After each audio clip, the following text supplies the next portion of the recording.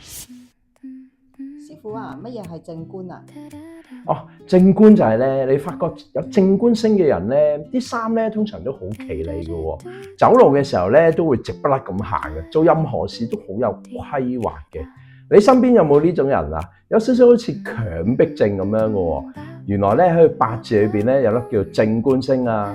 正官咧代表法律啦、名譽啦、體制啦。如果正官太旺嘅人咧，佢個責任心超強㗎。行事咧光明磊落喎，最適合咧喺體制之內做，譬如啲政府部門啊，或者啲大機構咁啦。但係如果正官星太過旺咧，有陣時生活咧會好沉悶㗎喎，太過在乎咧人哋嘅眼光，甚至乎咧有陣時有啲墨守成規㗎。